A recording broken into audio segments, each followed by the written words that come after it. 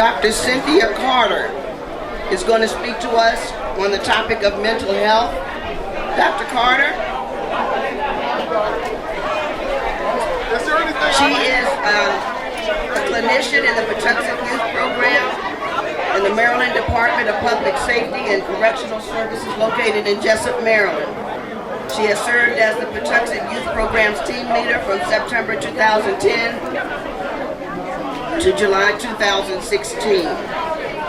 Under her leadership, these programs have been initiated. The Patuxent Art Program, the Patuxent Poetry Program, the Patuxent Dog Program. She has over 35 years of experience working as a clinician in various private and state government agencies, mainly with at-risk youth and youth offenders. She has developed as well as implemented individual and classroom management programs for children with ADHD and other disruptive behaviors. As part of her doctoral requirements, she developed a secondary prevention model for preschool children at risk for disruptive behavior disorders. I can go on and tell you so much more about her, but I will let you know that she is a member of First Baptist Church in Highland Park in Landover, Maryland, and a former member of Wrightsville Baptist Church here in Covington, Virginia, and a 1979 graduate of Covington High School. Would you welcome Dr. Carter? Thank you. And I want you to look around, because I've been looking around. I want you to look at the beautiful day that the Lord has made. I want you to look at the trees. I want you to look at those mountains. People travel from all over the country to see these mountains. And we see them free. Did you know that there is a waterfall? We have a waterfall. Did y'all know that? Anybody know we have a waterfall? If you head towards Homestead, there's a waterfall. During COVID, well, after COVID, when we were all able to go, I went up there. I saw cars from all over the country coming to our waterfall, our Niagara Fall. I'm talking to you about mental wellness. Well, guess what? This is mental wellness. What we're doing today, this is mental wellness. Taking care of yourself, your psychological, your spiritual, your emotional. That's what it's all about. All of it. Taking the time to take care of you. Because guess what? If you don't take care of you, who's gonna do it? I didn't get here by myself. Like my cousin Delethea. I told her I've got some newspapers at the house for her to sign. Because I'm proud of her. From Lidlow, Covington, we came. I came from the mighty Covington High School. She came from the mighty Allegheny High School. Coos and Cougars. Coast and Cougars, rather. But we're all united. So, what I want us to do is, I want you to take a minute.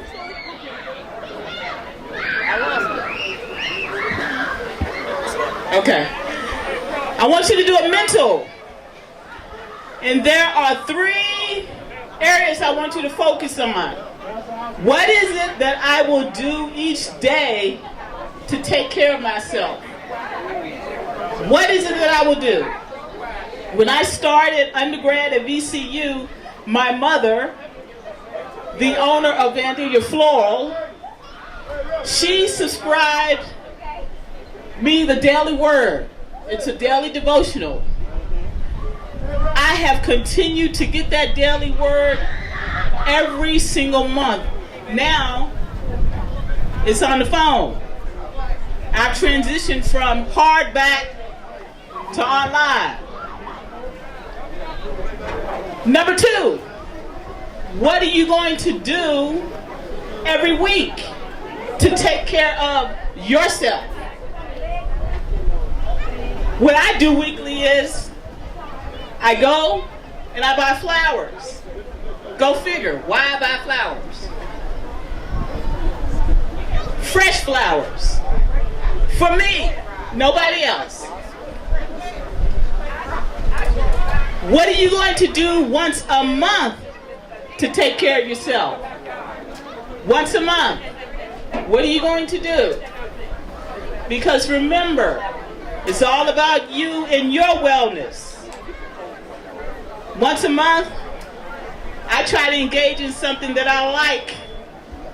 And I love the water.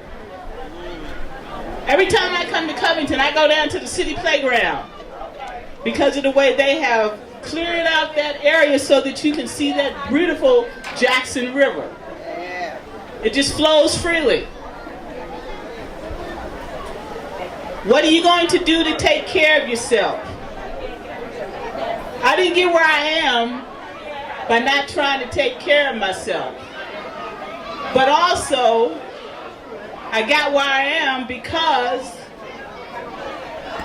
as the scripture says, I live and I move and I have my being in Him. It is with Him that I walk. I keep my mind on Him at all times. Coming in last night, I had a flat on 81 South. Go figure.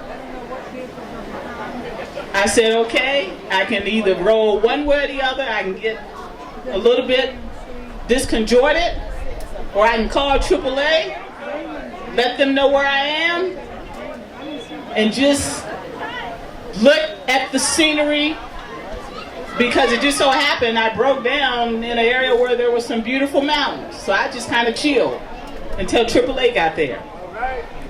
And then the Lord, plus the boot on my car, brought me on in. But we all know what to do. So I'm not here to tell you about mental wellness. We all know what mental wellness is. We just have to do it. We just have to do it. I had an appointment this past Tuesday with my doctor, and he said, Cynthia, you need to get to the gym.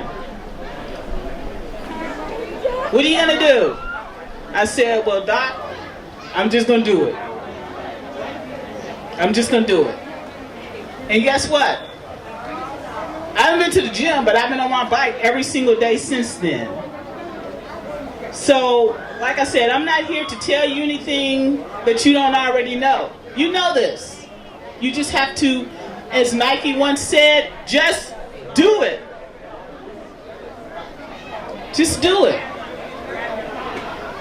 I'm very grateful and I'm humbled because I wasn't supposed to be where I was.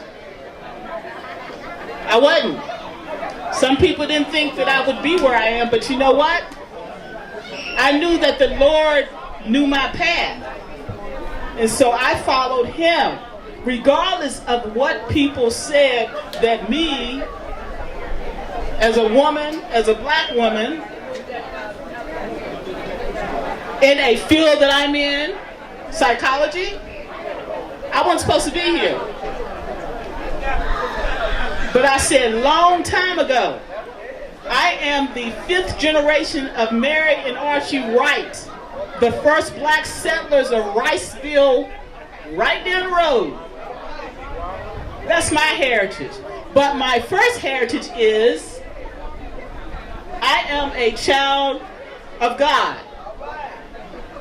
I was baptized at Winkfield Baptist Church in Lynchburg, Virginia.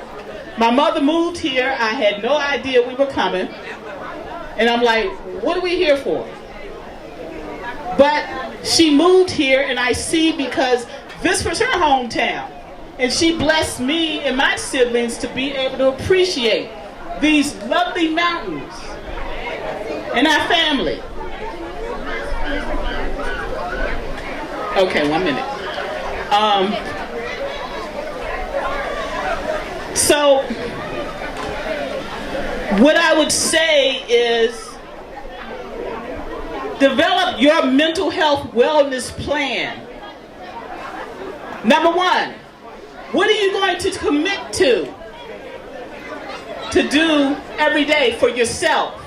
Number 2, what are you going to commit to do every week for yourself? And number 3, what are you going to commit to do every month for yourself? Every morning I get up, I pray, and then I read my daily word. That gets me started. And then throughout the day, because you never know what you're going to walk into when you go into a correctional facility, I'm looking and I have little scriptures on my desk. I have the Lord's Prayer on my desk. I have affirmations on my desk. I'm continually taking care of me, because if I don't take care of me, I can't take care of the individuals that I'm called to take care of. And I'll say that again, I'm called. People ask me, how can you work in a correctional facility? I've worked in 3 major correctional facilities. I'm called. I tried to run away, but in 2006 he said, no, you're coming back. So this is a calling for me. What is your calling? What is your purpose? And step out and do what he has planned for you. Thank you. So awesome.